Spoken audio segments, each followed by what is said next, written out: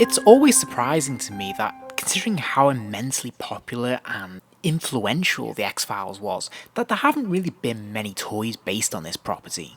Sure, McFarlane Toys gave us a run back for the movie Fight the Future way back when, and we've been treated to some mini-mates here and there, but overall there haven't really been that many lines. So when the TV show came back, in the mid-teens, I was really excited when Diamond Select Toys announced that they were going to do a line to support it. Sadly, that line was cut short and they only released these two figures, the Mulder and the Scully.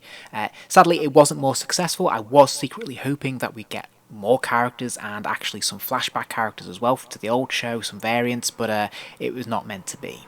So today, I'm going to be taking a closer look at these two figures to see how they stand up. Now, I think the first thing to mention is that this is based on the Season 10 outfits, and specifically from that first opening episode, which was called My Struggle Part 1. So that's basically Mulder in his sort of civilian outfit. He's a little bit dishevelled and down on his looks, so he's got that green jacket and the shades, and of course, he's got that stubble there as well. Scully, meanwhile, is in that sort of that pencil skirt and this sort of the blue blazer. And, you know, I can understand why they went for this look. Obviously, it was what they had their promotional images for. This is what a large part of the promotional campaign was around, these sort of central images. So I can understand why they went for that. It is also a little bit different to figures that have been done in the past. But to be honest, as I said, there haven't been that many figures, and personally, I would rather have opted for a more traditional kind of classic suit outfit for Mulder. The packaging is that standard oversized packaging that we see with, say, the Marvel Selects, for example, that Diamond Select do so well. And I'm a big fan of this. I think it's nice and colourful. I think the branding is on point, and I really like that in the lower left-hand corner we have images of the two characters there, which is really kind of cool. Likewise, on the side panelling, we have those promotional images on the sides there, which are fantastic, because these are big chunky boxes, and this is very displayable and looks really kind of cool. The reverse of the packaging is nice. There's a little bit of bio about each character, and there's also two stock images there of both figures in action, so to speak. So yeah, this is quite nice. It's quite good. I like the background with the mysterious kind of woods and the sky there. So I think this is nicely done, nicely displayable, and nicely laid out. Okay, so starting off with the Mulder, this is nice and bright and colourful. It's actually quite a nice looking figure, I have to say, and I think the sculpt is really, really good. I like the effect it's got with the jeans there, and there's actually a couple of different paint washes going through both the jacket and all his outfits, so I think that is a really nice touch. As you'd expect from Diamond Select, there's a lot of attention to detail, and they've put a significant amount of effort into giving us multiple different paint washes to make it look used and lived in terms of the clothing and that, and I think the design's really quite nice. I particularly like how they've gone to the extra effort to mould in those creases in the pants and in the shirt, and then, you know, accentuated that with some of the paint washes there just to give it a little bit of highlighting. I think is a really nice touch, so I think they've done a really nice job with this. Okay, so Mulder comes with two heads, and this is the one with the shades. How does this look as a sculpt? I think it's pretty decent. I think it's fair to say that it's recognisable as David Duchovny, and I think they've sculpted things like the hair actually quite well. It could have maybe done with a bit more of a paint wash running through the hair, and I think, you know, I think the big thing that lets this down really is the stubble there. I think they've just gone a bit too much with it, so it looks just too dark and a little bit strange. On the other hand, the articulation is pretty fantastic with this figure. So he has a ball jointed neck, allowing him to spin his head up and down from side to side. You couldn't really ask for much more from this joint, which is fantastic.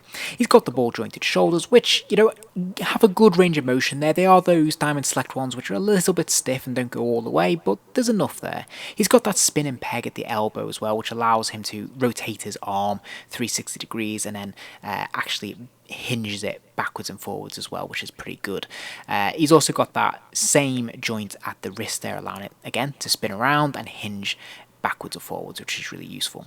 There is no ab or chest articulation whatsoever, and sadly there's nothing at the waist either. He's got hinged hips, which means, of course, his legs do kick out all the way to the side there, which is great, and they also kick forwards and backwards a little bit as well, which is pretty good. He's got double jointed knees, which is brilliant, and he also has that ankle pivot there with the rockers, so of course they hinge backwards and forwards, but also they rock from side to side, which is pretty fantastic. Okay, so aside from an extra head, which we'll get to in a minute, he also comes with his desk chair, his pistol, his identification. You can also see there that there's actually a flashlight, but that actually belongs to Scully and not Mulder. A bag of sunflower seeds, an extra pair of hands, the I Want to Believe poster, some case files, and the backdrop for the diorama. So these are all pretty cool, and if you want, you can mix and match the different accessories between the two characters. So I like to share the flashlight between both of them, even though it is technically Scully's. Also, his gun, you'll notice that he does hold that in his hand perfectly, and his finger does go onto the trigger there, so this looks really solid. I like this. And here is the extra head, the one without the shades. Now, I did say I was going to talk a little bit about this. It is pretty much the same mould, except obviously we can now see the eyes. But I think this sculpt is actually generous enough to pass as a younger Mulder as well. And with that in mind, there is a little bit of a hack if you want to put Mulder in his traditional outfit. And this is a very, very easy custom that I did. So basically, Diamond Select already released another figure from their Gotham range, which is absolutely perfect as a base body for Mulder. I mean, incredibly, he's even got like the light blue shirt as well, which is absolutely perfect, and the ties. To me, this looks indistinguishable from what we see in, say, Season 7 of The X-Files. So this is an absolute perfect base body. So if you get that Jim Gordon, pop the head off and put the Mulder head on, you're getting closer to your own sort of custom, younger Mulder from the original run. And I think the result is actually pretty good. It actually works surprisingly well. Now, one of the drawbacks I found is that when I swapped the head over, it didn't really work with the ball-jointed neck piece in the Jim Gordon body. So I kind of had to compromise for the time being and use a little bit of white tack to hold it in place. It actually works quite well, but it's not perfect, I grant you. The other thing is, you can't get around the fact that, again, that heavy stubble, that dark stubble around the face there, obviously in the show, Mulder was always clean shaven, so that it's just too thick. It's not even subtle. It's just really, really heavy there. So by far, it's not perfect, but I think this is the closest we're going to get to a 7-inch Mulder figure. Okay, so moving on to the Scully. Once again, I think Diamond Select have done a really good job of presenting this figure. It's nice and colourful, and they've really tried to add a lot of extra detail and pull out as much detail as they possibly can in the sculpt and the various paint washes they've given it. So overall, I think this looks really, really solid. I think this is quite a nicely presented figure, and it looks good on display. Now, the question of likeness is a bit of a tricky one. I don't know if it's that strong a likeness, I've got to be honest. I think maybe the features are a little bit too bland. There's not a lot of detailing going on in the face there, and I think it's maybe a little bit too elongated. It's a little bit too long, I think. It's not bad, it's fine, it's definitely serviceable, but it's not very strong either. Now, the articulation isn't quite as good as with the Mulder, really. There's a lot more restrictions going on. So if we look at the head here, it can spin from side to side. Technically, it can look up and down, but it can't really. Because of the hair, which is a hard plastic, it's really seriously hindered. Now, thankfully, the jacket, which looks like a hard plastic, is actually a soft plastic, so that can be moved and is fairly flexible and supports the articulation, which is great. Now, she does have the ball-jointed shoulders, which is fantastic, and she has the same elbow articulation as we saw in the Mulder there, so of course it can spin 360 degrees, and of course it hinges upwards and downwards as well, which is great. She can spin at the wrists, of course, and it also has a hinge there as well, allowing her to bend her wrist forwards and backwards again, which is great. And she also has a swivel at the waist as well, which is pretty cool.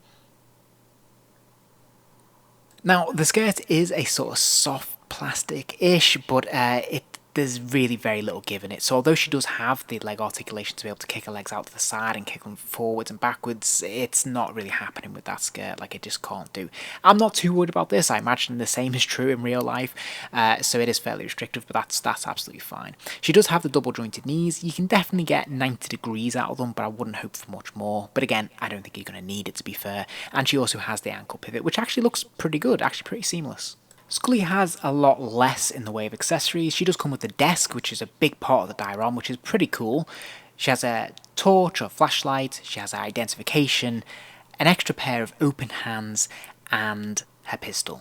And just like Mulder, she holds her extra bits and pieces really well, nice and snug fits there, and it looks pretty good. I think one of the things that stands out actually is the IDs seem a little bit oversized, maybe a little bit too large, but you can see a lot of detail on them, which I think is really, really cool. Now, as for the diorama pieces, I think this is quite nice. I think they've done a good job. I like that they give them the chair and the desk. I think that's pretty decent. And I like that we get the I Want to Believe poster. All this stuff works really well. If I was nitpicking, I think it would have been nice if maybe the drawers actually open. That would have been kind of cool to put some accessories in. But nevertheless, this does look pretty good. I think the card diorama piece that we get there doesn't work quite so well because it's too narrow. I think if it had been, say, double the length, it would have worked as a really nice backdrop to the desk. But if you're, going for a tight, small shot, then this looks quite nice. And you can place it either in front of or behind the desk. Probably makes more sense to put it in front, to be honest, but it depends on what kind of look you're going for. And I think this is kind of cool. And I think, again, this is where you can see how the custom that I've got there, this could be, an earlier season if you wanted. But nevertheless, I think what we've got is a pretty decent diorama. I think these figures are quite nice. I think the articulation is pretty strong in them. I think overall the presentation is really colourful and quite fun. And yeah, I think they've done a pretty decent job with them. If you enjoyed this video, please do give it a like and remember to subscribe as there'll be plenty more videos soon.